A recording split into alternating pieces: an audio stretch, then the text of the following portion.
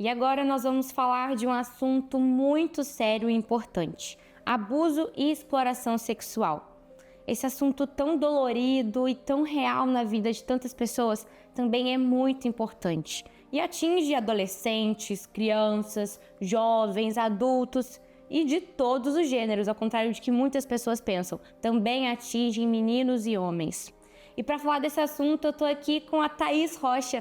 E aí, Thaís, tudo bem? Seja bem-vinda. Muito obrigada. A Thaís, ela é presidente e fundadora do Instituto Basta, não é mesmo, Thaís? Conta um pouquinho pra gente aí da sua história, do Instituto Basta. Seja bem-vinda. Muito obrigada.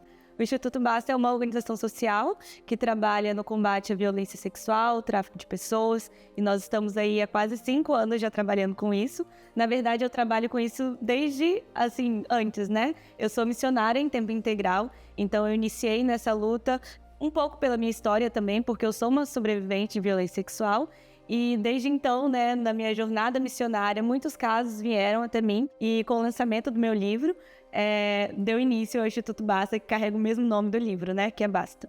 Exatamente. As pessoas muitas vezes pensam que abuso sexual tem só a ver com o ato final em si. Sim. Mas não é isso, né? Explica pro pessoal de casa. Sim. Muitas pessoas ligam a violência sexual, o abuso sexual, ao estupro, que é ali o ato. Mas nós temos outros tipos de abuso também, que é o verbal, por exemplo, né? Só através das palavras você pode, sim, traumatizar uma pessoa. Por exemplo, o visual, tem muitas pessoas que gostam de se exibir, sabe? Ou de mostrar ali pornografia, né, para as crianças, ou enfim.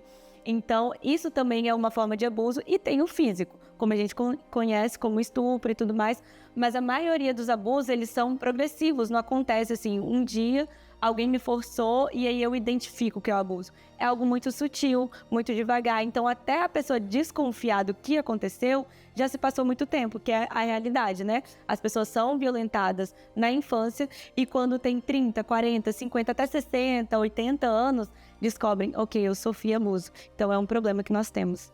Nossa, eu imagino. E isso que a Thaís falou é muito sério. Por que que é sutil? Porque na maioria das vezes são pessoas próximas. Sim. São pessoas do convívio da pessoa. Você tem algum dado que fala sobre isso? Alguma estatística que demonstra essa triste realidade? Sim, os órgãos, né, que são responsáveis por essas pesquisas, têm alguns números que diferenciam, mas a maioria dos casos e dados que nós encontramos está na faixa aí do 80%. São pais, padrastos, avós, então são pessoas muito próximas das vítimas. A maioria dos abusadores, os dados que nós temos são homens, mas como a gente tem muitos números subnotificados, né, pessoas não denunciam, esses números podem ser maiores, e também homens que são abusados e mulheres abusadoras podem ser maiores também. Só que para homem, por exemplo, pela sociedade que nós vivemos, né, a gente normalizar muita pornografia, também a sexualização. Então o homem fala, olha, uma mulher passou a mão em mim. Normalmente a gente fala o quê? Não, como assim? Você não gostou? Sabe? E isso influencia, né, para que o abuso ele continue acontecendo.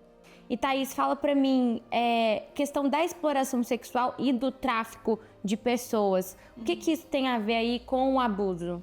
Tudo é sobre pornografia, infelizmente, né? Antigamente a gente precisava acessar um site pornográfico para ter acesso à pornografia. Hoje em dia, não.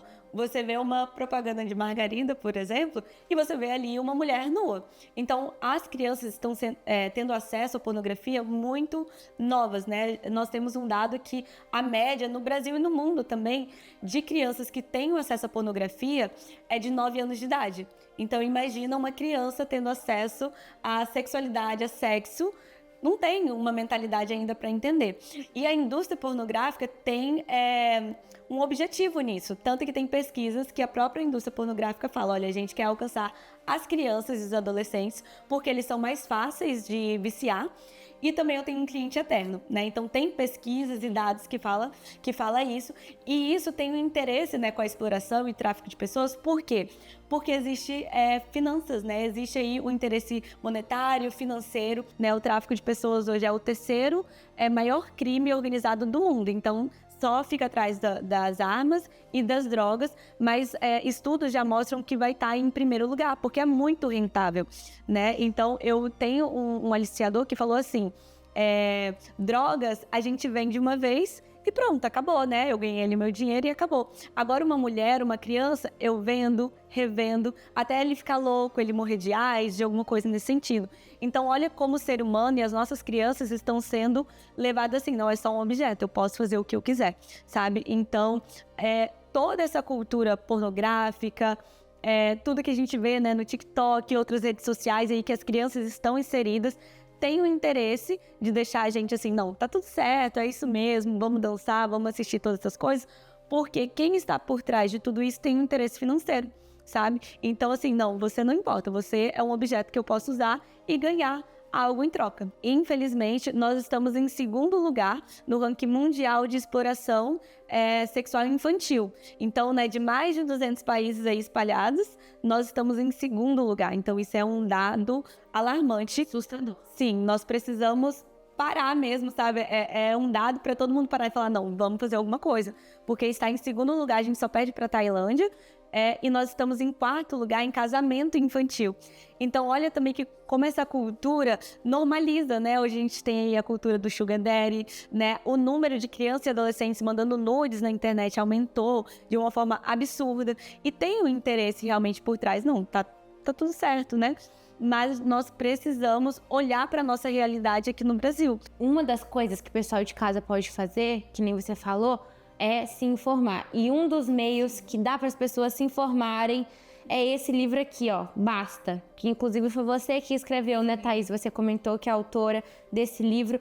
Thaís, fala pra gente onde as pessoas podem adquirir esse livro, como que uma mãe que tem um filho ali pequenininho e ficou preocupada com isso, ou tem um neto, como que esse livro vai ajudar essa mãe ou essa avó, esse pai. Então a linguagem ela é bem simples, mas você consegue ter uma ideia do que é, como acontece, os sinais, né? Como eu identifico se já estiver acontecendo e também onde procurar ajuda, tá? O livro vocês podem encontrar nas nossas redes sociais, no nosso site, em todos os lugares, é Instituto Basta, e aí tem o link tanto do livro físico quanto do e-book também. E aí é muito fácil de vocês encontrarem. E Thaís, além de se tornar um abolicionista, de adquirir o livro para ajudar com recursos financeiros para o Instituto Basta, eu sei também que existem algumas dicas que os pais podem começar hoje mesmo a perceber nos filhos, os avós, os professores. Que dicas são essas? Finaliza aí pra gente, pro pessoal já anotar e ficar atento. Existem alguns sinais, né, que nós podemos identificar nas crianças. A criança que está sofrendo abuso, ela fala. Às vezes não com palavras, mas com gestos, com comportamentos, com algumas ações. Então fica atento. Se a sua criança, por exemplo, é uma criança super extrovertida e de repente ficou muito quieta, ou existe ali uma casa de um parente, de um familiar que ela não gosta de ir de jeito nenhum, né? Ou às vezes as notas caíram muito de uma forma muito repentina. Então existem diversas ações, né, que a criança ela faz e você como pai e mãe que conhece a sua criança consegue identificar. A criança não gosta de beijar uma determinada pessoa, ou pelo contrário, né? A criança gosta de ficar com aquela pessoa sozinha em um canto, sabe? Com o adulto isso não é uma coisa normal, então você pode começar a identificar. Existem outras dicas, vocês podem olhar na internet, procurar um pouquinho sobre o assunto, ou até mesmo adquirir, né, o livro do Basta e ficar atento. Mas eu quero frisar aqui para os pais que não precisa ficar assim paranoico, sabe? Meu Deus, minha criança é muito quietinha, tá sofrendo abuso. Porque esses sinais, né, esses sintomas podem ser também da adolescência ali, ou você mudou, né, de casa, mudou de amigos e a criança acaba também tendo esses sinais. Então, o que nós indicamos desconfiou? Procura uma ajuda psicológica, porque não existe aí uma receita de bolo, realmente precisa ser investigado e você como pai, mãe, tio, avô, você consegue olhar ali e conhecer a sua criança. Exatamente, é melhor o cuidado excessivo, né, do que ficar totalmente relaxado. Thaís, muito obrigada pela sua participação, porque isso é vida e saúde, é saúde mental, saúde psicológica, espiritual, é você aí cuidando dos seus queridos, dos seus filhos, da sua família.